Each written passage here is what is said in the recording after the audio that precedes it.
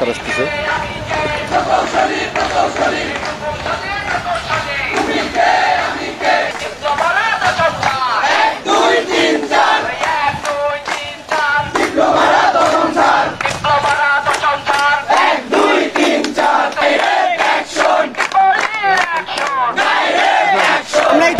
বিপ্লব ঘটিয়েছিলাম নতুন এক বাংলাদেশ বিনির্মাণের স্বার্থে।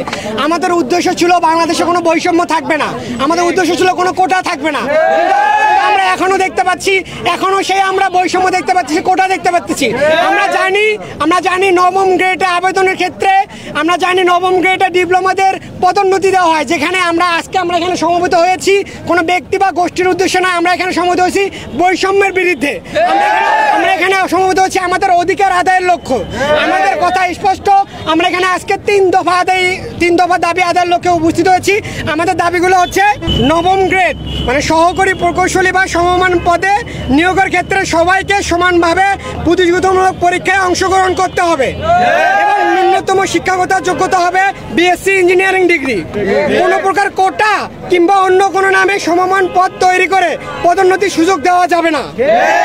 2 নম্বর, দশম গ্রেড উপসহকারী প্রকৌশলী বা সমমান পদে ডিপ্লোমাদের জন্য বরাদ্দকৃত 100% কোটা বাতিল করতে হবে। এই পদের ন্যূনতম যোগ্যতা হবে ডিপ্লোমা ইন ইঞ্জিনিয়ারিং, তবে উচ্চতর যোগ্যতা সম্পন্ন বিএসসি বা এমএসসি ডিগ্রিধারীরাও আবেদন করার সুযোগ পাবেন। 3 নম্বর, ইঞ্জিনিয়ারিং পদবীর ব্যবহার শুধুমাত্র বিএসসি ইঞ্জিনিয়ারিং ডিগ্রিধারী প্রকৌশলীরাই নামের আগে ইঞ্জিনিয়ারিং পদবী ব্যবহার করতে পারবেন। অন্য কেউ এই পদবী ব্যবহার করলে তার মধ্যে কঠোর আইনগত ব্যবস্থা নিতে হবে।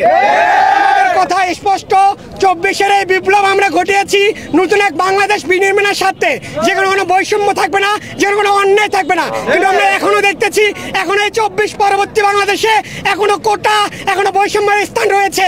আমাদের আজকের এই আন্দোলন সেই বৈষম্যের বিরুদ্ধে, সেই অন্যায়ের বিরুদ্ধে। আমাদের এই আন্দোলন আমাদের অধিকার আদায়ের আন্দোলন। আমাদের কথা স্পষ্ট, আমাদের প্রকৌশল খাতে সংস্কার করতে হবে এবং অনতিবিলম্বে আমাদের এই